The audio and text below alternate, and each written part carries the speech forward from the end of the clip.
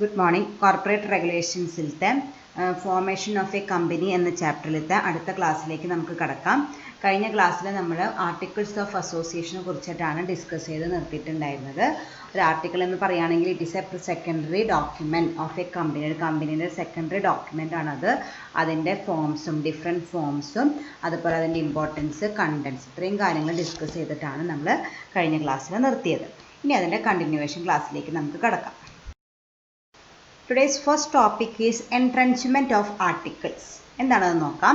Entrenchment means to establish an attitude, habit or beliefs so fairly that changes is very difficult. അതായത് നമുക്ക് നമ്മുടെ മെമ്മോറാണ്ടത്തിൽ പഠിച്ച പോലെ തന്നെ നമുക്ക് ആർട്ടിക്കിൾസിലും ചേഞ്ചസ് വരുത്താം. പക്ഷേ അത് വെരി ഡിഫിക്കൽട്ടാണ് എന്നുള്ളൊരു ഫീലിംഗ് ആ കമ്പനിയിലെ മെമ്പേഴ്സിൻ്റെ ഉള്ളിൽ ക്രിയേറ്റ് ചെയ്യുന്നതിനെ വിളിക്കുന്ന പേരാണ് entrenchment. Means to establish an attitude or habit or belief. അങ്ങനെ ഒരു ബിലീഫ് ക്രിയേറ്റ് ആണ്. So fairly that changes is very difficult. നമുക്ക് ഓൾട്ടർ ചെയ്യാനൊക്കെ പറ്റും, പക്ഷേ it is a very difficult process എന്നൊരു ഫീലിംഗ് അല്ലെങ്കിൽ എന്നൊരു ബിലീഫ് ഓരോ മെമ്പേഴ്സിൻ്റെയും ഉള്ളിൽ ക്രിയേറ്റ് ചെയ്യുന്നതിന് വിളിക്കുന്ന പേരാണ് എൻട്രൻച്ച്മെൻറ്റ്. The articles may contain provisions for entrenchment to the effect that specified provisions of the articles may be altered only if more conditions or procedures are followed. അപ്പം ഇങ്ങനെ ഒരു എൻട്രൻച്ച്മെൻറ്റ് ആർട്ടിക്കിൾസിൽ ഉണ്ടെങ്കിൽ അതിൻ്റെ അർത്ഥം എന്താണെന്ന് വെച്ചാൽ നമ്മുടെ ആർട്ടിക്കിൾസിലുള്ള പ്രൊവിഷൻസ് ഒക്കെ നമുക്ക് ഓൾട്ടർ ചെയ്യാനായിട്ട് സാധിക്കും. എങ്ങനെ? by complying a lot of legal conditions and procedures may altered only if more conditions or procedures are followed. അങ്ങനെ ഒരു ഇംപ്രഷൻ ക്രിയേറ്റ് ചെയ്യണം. The articles may contain provision for entrenchment. നമ്മുടെ ആർട്ടിക്കിൾസിൽ അങ്ങനെ ഒരു പ്രൊവിഷൻ ഉണ്ട്. To the effect that specified provisions of the articles may be altered. ചില provisions ഒക്കെ ഓൾട്ടർ ചെയ്യണമെങ്കിൽ അത് ഡിഫിക്കൽട്ട് പ്രോസസ്സാണ്. അതിന് ലോട്ട് ഓഫ് കണ്ടീഷൻസും പ്രൊസീജിയേഴ്സും സാറ്റിസ്ഫൈ ചെയ്താൽ മാത്രമേ അത് ഓൾട്ടർ ചെയ്യാനായിട്ട് പറ്റുള്ളൂ. അപ്പോൾ അങ്ങനെ ഏതെങ്കിലും ഒരു ക്ലോസിന് ഇങ്ങനെ ഒരു എൻട്രൻച്ച്മെൻറ്റ് ഉണ്ടെങ്കിൽ it is very difficult to alter. Entrenchment ഇല്ലെങ്കിൽ നമുക്ക് അധികം ബുദ്ധിമുട്ടില്ലാണ്ട് ഒരു സ്പെഷ്യൽ റെസൊല്യൂഷൻ പാസ്സാക്കിയിട്ട് നമുക്ക് ആർട്ടിക്കിൾസ് ഓൾട്ടർ ചെയ്യാനായിട്ട് പറ്റും. പക്ഷേ എൻട്രൻച്ച്മെൻറ്റ് ഉണ്ടെങ്കിൽ it is very complex. Okay. It enables a company to follow a more restrictive procedure than passing a special resolution. അപ്പോൾ അങ്ങനെ ഒരു എൻട്രൻച്ച്മെൻറ്റ് ഉണ്ടെങ്കിൽ നമുക്ക് അത് ഒരു സ്പെഷ്യൽ റെസൊല്യൂഷൻ പാസ്സാക്കിയിട്ട് മാത്രം ആ ഒരു ഓൾട്ടറേഷൻ നടത്താനായിട്ട് പറ്റില്ല. കുറേ ഫോർമാലിറ്റി പ്രൊസീജിയേഴ്സ് നമ്മൾ ഫോളോ ചെയ്യേണ്ടതായിട്ടുണ്ട്. The provision for entrenchment shall only be made either on the formation of a company or at the time of amending the articles as agreed by all the members of the company in the case of a private company and by a special resolution in the case of a public company. അങ്ങനെ നമ്മുടെ ആർട്ടിക്കിൾസിൽ ഇങ്ങനെ ഒരു provision, എൻട്രൻച്ച്മെൻറ്റിലുള്ള provision നമുക്ക് add ചെയ്യണമെങ്കിൽ ഒന്നില്ലെങ്കിൽ നമുക്ക് എപ്പോൾ ചെയ്യാം? ഫോർമേഷൻ ഓഫ് എ കമ്പനിയുടെ സമയത്ത് തന്നെ നമുക്കത് ചെയ്യാനായിട്ട് പറ്റും. അല്ലെങ്കിൽ നമ്മൾ ഈ ആർട്ടിക്കിൾ അമെൻഡ് ചെയ്യണ നേരത്ത് ഇങ്ങനൊരു പ്രൊവിഷൻ കൂടി നമുക്ക് ആഡ് ചെയ്യാൻ പറ്റും.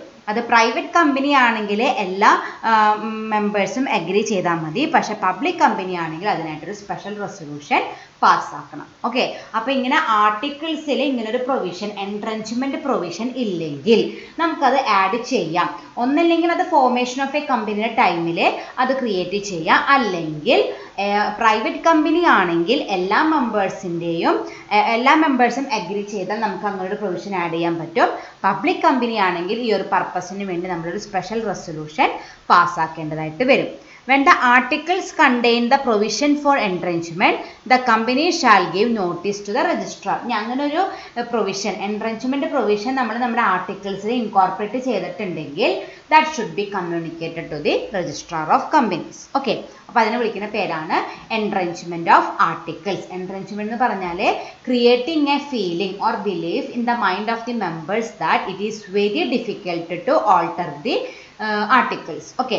അപ്പോൾ അങ്ങനെ നമ്മൾ എന്തെങ്കിലും ഒരു എൻട്രൻച്ച്മെൻറ്റ് പ്രൊവിഷൻ ഏതെങ്കിലും ഒരു ആർട്ടിക്കിളിലത്തെ ഏതെങ്കിലും ഒരു പ്രൊവിഷൻസിന്മേ ആഡ് ചെയ്തിട്ടുണ്ടെങ്കിൽ ആ പ്രൊവിഷൻ ഓൾട്ടർ ചെയ്യാനായിട്ട് വളരെ ഡിഫിക്കൽട്ടാണ്.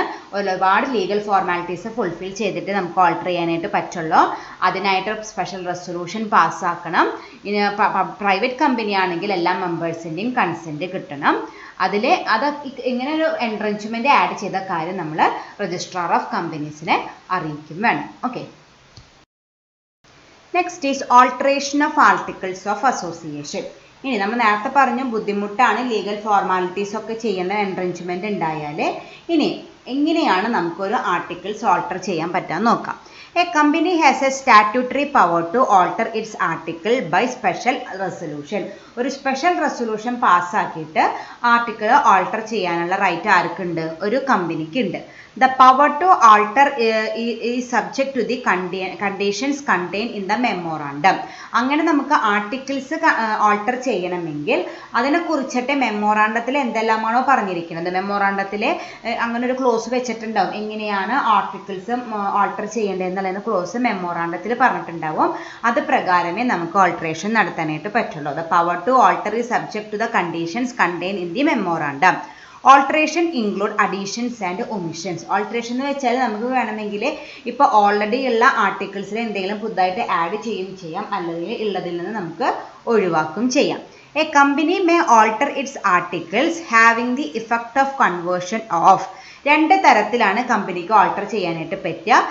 Conversion of a private company into A public company. ഒന്നില്ലെങ്കിൽ ഒരു പ്രൈവറ്റ് കമ്പനീനെ പബ്ലിക് കമ്പനിയായിട്ട് കൺവേർട്ട് ചെയ്യുമ്പോൾ അപ്പോൾ ഒരു ഓൾട്ടറേഷൻ്റെ ആവശ്യം വരും. അല്ലെങ്കിൽ നേരെ ഓപ്പോസിറ്റ്, ഒരു പബ്ലിക് കമ്പനീനെ പ്രൈവറ്റ് കമ്പനിയായിട്ട് ഓൾട്ടർ ചെയ്യുമ്പോഴും അവിടെയും ഒരു ഓൾട്ടറേഷൻ്റെ ആവശ്യം വരും. ഓക്കെ, അപ്പോൾ ഓൾട്ടറേഷൻ നടത്തുന്നത് മെയിനായിട്ടും ഈ രണ്ട് കേസസിലാണ്.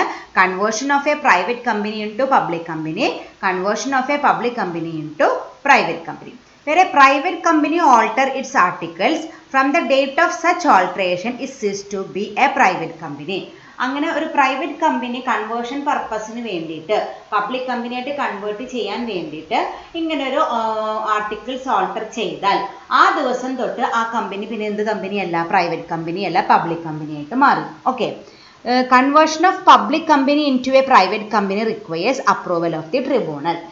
അതുപോലെ പബ്ലിക് കമ്പനീനെ പ്രൈവറ്റ് കമ്പനിയുമായിട്ട് മാറ്റാനായിട്ട് നമ്മൾ ആർട്ടിക്കിൾസ് ഓൾട്ടർ ചെയ്യണമെങ്കിൽ അതിന് ട്രിബ്യൂണലിൻ്റെ പെർമിഷൻ കിട്ടിയിട്ട് നമുക്ക് ചെയ്യാനായിട്ട് പറ്റുള്ളൂ. ഓക്കെ, അപ്പോൾ ഇങ്ങനെയാണ് ഓൾട്ടറേഷൻ നടത്തുന്നത്. ഒരു സ്പെഷ്യൽ റെസൊല്യൂഷൻ പാസ്സാക്കണം. അതിൻ്റെ conditions are subject to the conditions mention in the memorandum. അത് രണ്ട് തരത്തിലാണ് നമ്മൾ ആൾട്ടറേഷൻ നടത്തുക. For the conversion of private company into a public company. എന്നാണോ അങ്ങനെ ഒരു ആൾട്ടറേഷൻ നടത്തിയത് അന്ന് തൊട്ട് അത് പിന്നെ എന്ത് കമ്പനി എന്ന് അറിയപ്പെടുക? പബ്ലിക് കമ്പനി എന്നാണ് അറിയപ്പെടുക, പ്രൈവറ്റ് കമ്പനി അല്ല. രണ്ടാമത്തെ ഓൾട്ടറേഷൻ എന്ന് പറയുന്നത് a public company into a private company. അങ്ങനെ മാറ്റണമെങ്കിൽ അതിനെ അപ്രൂവൽ ഓഫ് ദി ട്രിബ്യൂണൽ നമ്മൾ സംഘടിപ്പിക്കണം. Okay, next is general consideration or restrictions or limitations on alteration. അതായത് നമ്മൾ ഒരു ആർട്ടിക്കിൾ ഓൾട്ടർ ചെയ്യുമ്പോൾ നമ്മൾ ശ്രദ്ധിക്കേണ്ട ചെറിയ കാര്യങ്ങൾ, അല്ലെങ്കിൽ എന്തെല്ലാം കാര്യങ്ങളാണ് റെസ്ട്രിക്റ്റഡ് ആയിട്ടുള്ളത്, അതൊക്കെയാണ് നമ്മൾ ഇനി ഡിസ്കസ് ചെയ്യാനായിട്ട് പോണത്.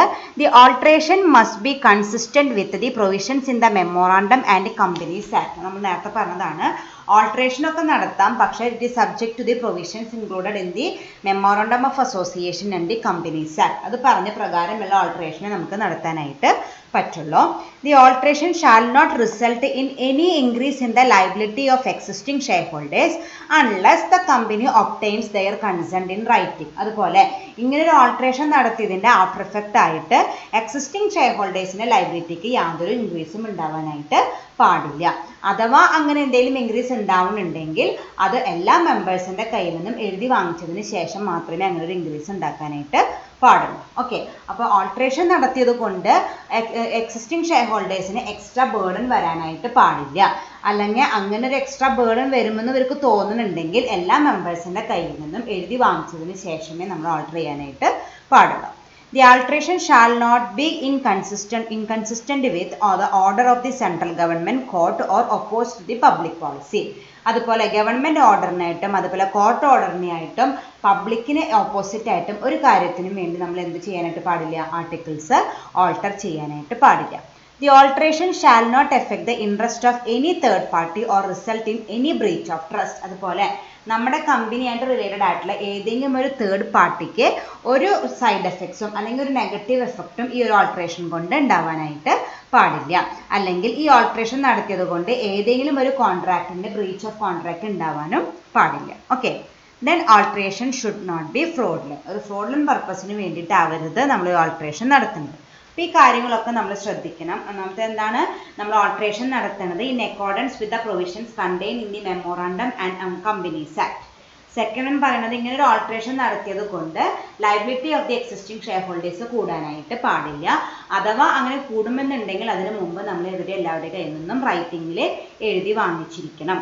അതുപോലെ സെൻട്രൽ ഗവൺമെന്റിന്റെയും കോർട്ടിന്റെയും പബ്ലിക്കിനും ഒപ്പോസ് ആയിട്ടുള്ള ഒരു കാര്യങ്ങൾ നമ്മൾ ഓൾട്ടർ ചെയ്യാനായിട്ട് പാടില്ല. അതുപോലെ ഇങ്ങനെ ഒരു ഓൾട്ടറേഷൻ ഒരു തേർഡ് പാർട്ടിനെ നെഗറ്റീവായിട്ട് ഇഫക്റ്റ് ചെയ്യാനായിട്ട് പാടില്ല. ഏതെങ്കിലും ഒരു കോൺട്രാക്ട് ബ്രീച്ച് ഓഫ് കോൺട്രാക്ട് ഉണ്ടാവാനും പാടില്ല. Then alteration should not be fraudulent. Fraud കാര്യത്തിന് വേണ്ടിയിട്ട് നമ്മൾ ആർട്ടിക്കിൾസ് ഓൾട്ടർ ചെയ്യാനായിട്ട് പാടില്ല. ദെൻ ഞാൻ തന്നെ പ്രൊസീജിയറാണ്. എന്തെല്ലാം പ്രൊസീജിയറാണ് ഒരു ഓൾട്ടറേഷൻ ഓഫ് എൻ ആർട്ടിക്കിൾസിൽ നമ്മൾ ഫോളോ ചെയ്യേണ്ടതെന്ന് നോക്കാം. The proposed alteration is to be placed before the board of directors for approval. അങ്ങനെ നമുക്ക് നമ്മുടെ ആർട്ടിക്കിൾസ് ഓൾട്ടർ ചെയ്യാനായിട്ട് ആഗ്രഹമുണ്ടെങ്കിൽ അതിനൊരു പ്രപ്പോസൽ നമ്മൾ ആർക്ക് എവിടെ കൊടുക്കണം? ബോർഡ് ഓഫ് ഡയറക്ടേഴ്സിന് മുമ്പിൽ അപ്രൂവലിനായിട്ട് കൊടുക്കണം. The board shall decide the date and time of the general meeting. അപ്പം നമുക്കിത് കഴിഞ്ഞിട്ട് എന്ത് പാസ്സാക്കണം? Special resolution പാസ്സാക്കണം. ആ സ്പെഷ്യൽ റെസൊല്യൂഷൻ പാസ്സാക്കാൻ ആവശ്യമുള്ള ജനറൽ മീറ്റിംഗ് എന്ന്, ഏത് ദിവസം, ഏത് സമയത്ത് കൂടണം എന്നുള്ളത് ബോർഡ് തീരുമാനിക്കും. The secretary is authorized to convene the meeting. എന്നിട്ട് അവിടുത്തെ സെക്രട്ടറിക്കാണ് ഈ മീറ്റിംഗ് കൺവീൻ ചെയ്യാനുള്ള റെസ്പോൺസിബിലിറ്റി ഉണ്ടാവുക. On the appointed date, the meeting will be held to pass this resolution. അങ്ങനെ ബോർഡ് തീരുമാനിച്ച ഡേറ്റിലെ റെസൊല്യൂഷൻ പാസ്സാക്കാനായിട്ട് ജനറൽ മീറ്റിംഗ് നമ്മൾ കൂടും. വിതിൻ 30, എന്നിട്ട് അന്ന് നമ്മൾ റെസൊല്യൂഷൻ പാസ്സാക്കി.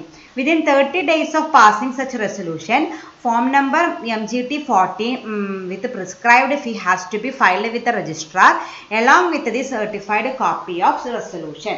അങ്ങനെ ഇങ്ങനെ റെസൊല്യൂഷൻ പാസ്സാക്കിയിട്ട് 30 ദിവസത്തിനുള്ളിൽ ഒരു ഫോമും അതുപോലെ അതിൻ്റെ ഫീസും എവിടെ അടയ്ക്കണം? രജിസ്ട്രാറിൽ അടയ്ക്കണം. അതിൻ്റെ കൂടെ നമ്മൾ ഈ പാസ്സാക്കിയ സ്പെഷ്യൽ റെസൊല്യൂഷൻ്റെ ഒരു കോപ്പിയും വേണം. ഓക്കെ, അപ്പോൾ ഇന്ന ദിവസം ജനറൽ മീറ്റിംഗ് ഒക്കെ കൂടാന്ന് പറഞ്ഞിട്ട് അതിൽ വെച്ചിട്ട് നമ്മൾ ആർട്ടിക്കിൾസ് ഓൾട്ടർ ചെയ്യാനുള്ള റെസൊല്യൂഷനൊക്കെ പാസ്സാക്കി. അത് കഴിഞ്ഞിട്ട് 30 ദിവസത്തിനുള്ളിൽ ആ റെസൊല്യൂഷൻ്റെ ഒരു കോപ്പി, പിന്നെ ഫോം നമ്പർ MGT 40 എന്ന് പറഞ്ഞ ആ ഫോം, പിന്നെ ഫീസും ഇതടക്കം നമ്മൾ രജിസ്ട്രാർ ഓഫ് കമ്പനീസിൽ ഫയൽ ചെയ്യണം. After approval, a copy of resolution and copy of the order of the tribunal shall be filed to the registrar together with the printed copy of the altered articles within a period of 15 days. അങ്ങനെ ഇത് നമ്മളിത് റിക്വസ്റ്റൊക്കെ കൊടുത്തു കഴിഞ്ഞതിന് ശേഷം alteration approve ചെയ്തു. അത് കിട്ടിക്കഴിഞ്ഞാൽ a copy of the resolution, copy of the order of the tribunal in the case of conversion of private company into A, നേരത്തെ നമ്മൾ പറഞ്ഞില്ല അങ്ങനെ കൺവേർട്ട് ചെയ്യണമെങ്കിൽ resolution public company into A private company, ആ ട്രിബ്യൂണലിൻ്റെ order, പിന്നെ printed copy of altered articles, ഇതൊക്കെ നമ്മൾ എവിടെ സബ്മിറ്റ് ചെയ്യണം? Should be along within A period of 15 days. ഇതൊക്കെ നമ്മൾ സബ്മിറ്റ് ചെയ്യണം. Okay, after approval A copy of the resolution, copy of the order of the tribunal shall be filed with the registrar along with the copy of the altered articles. In case the shares of the company are listed in a stock exchange as per SEBI, the company must forward the copies of all notice to the exchange.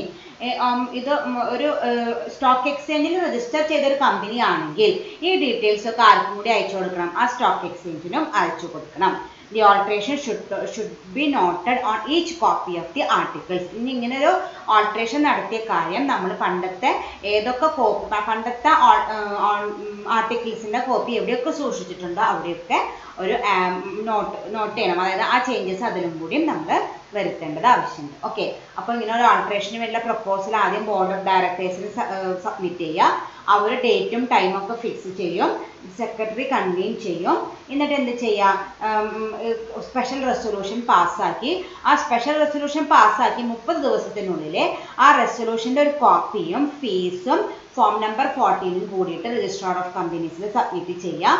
അങ്ങനെ submission ചെയ്തിട്ട് approval കിട്ടിക്കഴിഞ്ഞ് 15 ദിവസത്തിനുള്ളിൽ ഈ വീണ്ടും ആ special റെസൊല്യൂഷൻ്റെ കോപ്പിയും ട്രിബ്യൂണലിൻ്റെ copy, അതായത് public കമ്പനിയുടെ private കമ്പനിയായിട്ട് മാറ്റുമ്പോൾ നമുക്ക് ട്രിബ്യൂണലിൻ്റെ അപ്രൂവൽ വേണം. ആ അപ്രൂവലിൻ്റെ കോപ്പിയും അതുപോലെ ഈ ഓൾട്ടേർഡ് ആർട്ടിക്കിൾസിൻ്റെ കോപ്പിയും കൂടിയിട്ട് 15 ദിവസത്തിനുള്ളിൽ എവിടെ സബ്മിറ്റ് ചെയ്യണം? വീണ്ടും രജിസ്ട്രാർ ഓഫ് കമ്പനീസിൽ നമ്മൾ രജിസ്റ്റർ ചെയ്യണം. അതുപോലെ തന്നെ ആ കമ്പനി ഏതെങ്കിലും ഒരു സ്റ്റോക്ക് എക്സ്ചേഞ്ചിൽ അതിൻ്റെ ഷെയർസ് ലിസ്റ്റ് ചെയ്തിട്ടുണ്ടെങ്കിൽ അവർക്കും ഈ എല്ലാ നോട്ടീസുകളും നമ്മൾ ഹാൻഡ് ഓവർ ചെയ്യണം. അതിനുശേഷം നമ്മൾ ഈ ആർട്ടിക്കിൾസിൻ്റെ കോപ്പി എവിടെയൊക്കെ സൂക്ഷിച്ച് വെച്ചിട്ടുണ്ടോ ആ കോപ്പിയിലൊക്കെ ഈ ഓൾട്ടറേഷൻ ഇൻകോർപ്പറേറ്റ് ചെയ്യും വേണം. ഓക്കെ, അപ്പോൾ ഈ പ്രൊസീജിയേഴ്സ്, ഇത്രയ്ക്ക് പ്രൊസീജിയേഴ്സ് ഫോളോ ചെയ്തിട്ടാണ് ഏതൊരു കമ്പനിക്കും ആർട്ടിക്കിൾസ് ഓൾട്ടർ ചെയ്യാനായിട്ട് പറ്റുക. Okay,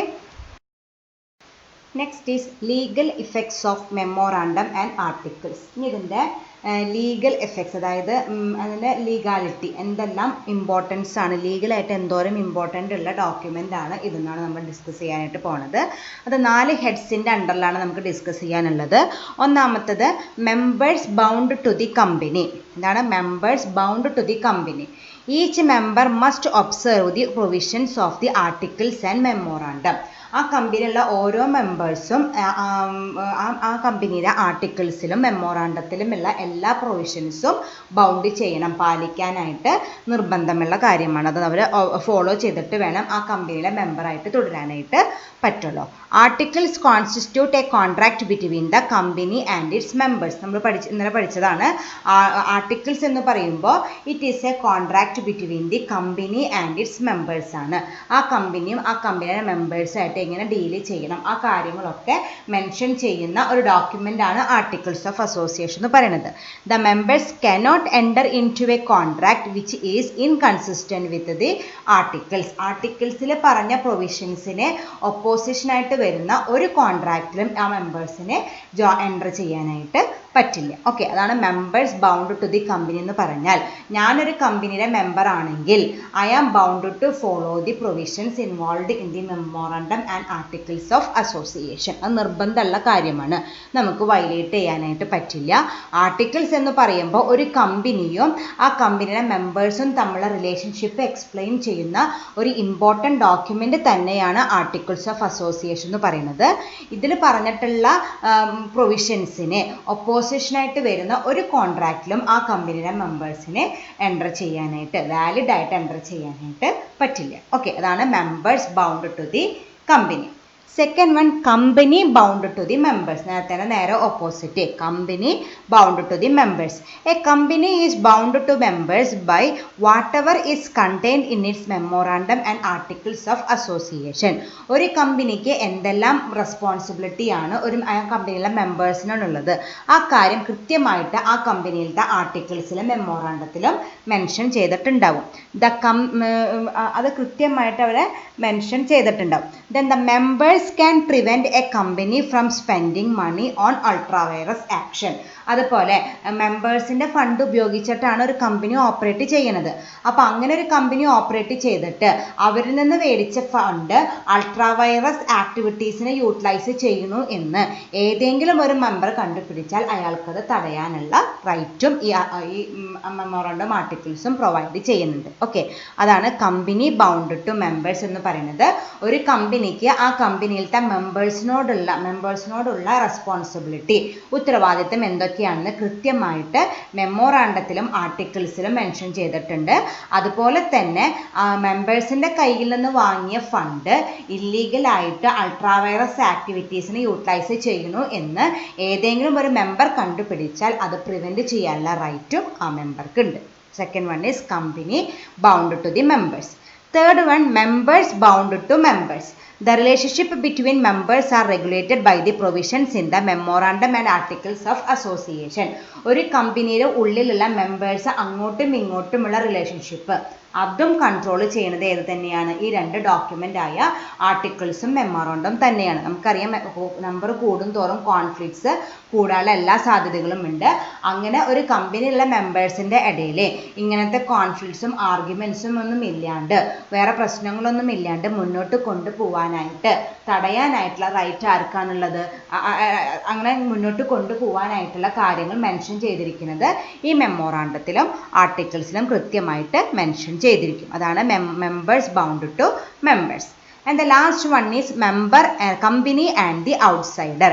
An outsider dealing with the company learn the company by going through the memorandum. അതായത് ഒരു കമ്പനി ആയിട്ട് ഡീലിങ്സ് ഉള്ള ഒരു ഔട്ട്സൈഡർ, മേ ബി സപ്ലയർ ആവാം, അല്ലെങ്കിൽ ജനറൽ പബ്ലിക് ആവാം, ആരുമായിക്കോട്ടെ, അങ്ങനെ ഒരു ഡീലിങ്സ് അല്ലെങ്കിൽ അങ്ങനെ ഒരു കോൺട്രാക്റ്റ് എൻ്റർ ചെയ്യുന്നേക്കാളും മുമ്പ് ആ കമ്പനിനെ കുറിച്ച് പഠിക്കണമെങ്കിൽ എന്ത് നോക്കിയാൽ മതി? ആ കമ്പനിയുടെ മെമ്മോറാണ്ടം നോക്കിയാൽ അവർക്ക് ആ കമ്പനിനെ കുറിച്ചുള്ള ഫുൾ ഡീറ്റെയിൽസ് ആ ഡോക്യുമെൻറ്റിൽ നിന്ന് കിട്ടും. ഓക്കെ, നമ്മളിപ്പോൾ ഏതെങ്കിലും ഒരു കമ്പനിനെ കുറിച്ച് പഠിക്കുന്ന വെബ്സൈറ്റ് സെർച്ച് ചെയ്യുന്ന പോലെ തന്നെ ഇന്റേണൽ അഫയേഴ്സിനെ കുറിച്ചിട്ട് ഫുൾ ഡീറ്റെയിൽസ് ഒരു ഔട്ട്സൈഡർക്ക് കിട്ടണമെങ്കിൽ ഏത് നോക്കിയാൽ മതി? ഈ മെമ്മോറാണ്ടം നോക്കിയാൽ അതിൽ നിന്ന് ഫുൾ ഡീറ്റെയിൽസ് നമുക്ക് കിട്ടും. അപ്പം ഇങ്ങനെ 4 ഹെഡ്സിൻ്റെ അണ്ടറിൽ അത്രയ്ക്ക് ലീഗൽ പവർ ഉള്ള 2 ഡോക്യുമെൻറ്റ്സ് ആണ് ഇപ്പോൾ നമ്മൾ പഠിച്ച് അവസാനിപ്പിച്ച മെമ്മോറാണ്ടവും ആർട്ടിക്കിൾസും. ഒന്നെന്താണ്? Member bound to the company. ഒരു മെമ്പർക്ക് കമ്പനിയോടുള്ള റെസ്പോൺസിബിലിറ്റീസ് എന്തൊക്കെയാണെന്ന് അതിൽ മെൻഷൻ ചെയ്തിട്ടുണ്ടാവും. ഒരു കമ്പനി പറഞ്ഞിട്ടുള്ള അല്ലെങ്കിൽ അതിൻ്റെ മെമ്മോറാണ്ടത്തിൽ പറഞ്ഞിട്ടുള്ള കാര്യങ്ങൾക്ക് ഒപ്പോസിഷനായിട്ട് വരുന്ന ഒരു കോൺട്രാക്റ്റിലും ആ മെമ്പേഴ്സിനെ എൻ്റർ ചെയ്യാനായിട്ട് പറ്റില്ല. Second one, company bound to the members. അതുപോലെ തന്നെ കമ്പനിക്കും ഒരു മെമ്പേഴ്സിനോട് ഒരു ഉത്തരവാദിത്തം ഉണ്ട്. അവർ മൊബിലൈസ് ചെയ്ത അല്ലെങ്കിൽ അവർ കോൺട്രിബ്യൂട്ട് ചെയ്ത ഫണ്ട് അൾട്രാ വൈറസ് ആക്ടിവിറ്റീസിന് യൂട്ടിലൈസ് ചെയ്യുന്നുണ്ടെങ്കിൽ അത് പ്രിവെൻറ്റ് ചെയ്യാനുള്ള റൈറ്റ് മെമ്പർക്കുണ്ട്. Then members bound to members. ഓരോ കമ്പനിയിലെ മെമ്പേഴ്സ് തമ്മിലുള്ള റിലേഷൻഷിപ്പ് സ്മൂത്തായിട്ട് കൊണ്ടുപോകാൻ ആവശ്യമായിട്ടുള്ള പ്രൊവിഷൻസ് ഈ 2 ഡോക്യുമെൻറ്റ്സിലുമുണ്ട്. Company and the outsider. ഒരു ഔട്ട്സൈഡ് പാർട്ടിക്ക് അല്ലെങ്കിൽ ഒരു തേർഡ് പാർട്ടിക്ക് ഒരു കമ്പനിനെ കുറിച്ചിട്ട് ഫുള്ളായിട്ട് അറിയണമെങ്കിൽ ആ കമ്പനിയുടെ മെമ്മോറാണ്ടം ഡീറ്റെയിൽ ആയിട്ട് സെർച്ച് ചെയ്താൽ അവിടുത്തെ ടേംസും പോളിസീസും കണ്ടീഷൻസിനെയൊക്കെ കുറിച്ച് ഫുൾ ഡീറ്റെയിൽസ് ആ ഔട്ട്സൈഡർക്ക് മെമ്മോറാണ്ടത്തിൽ നിന്ന് കിട്ടും. Okay, thank you.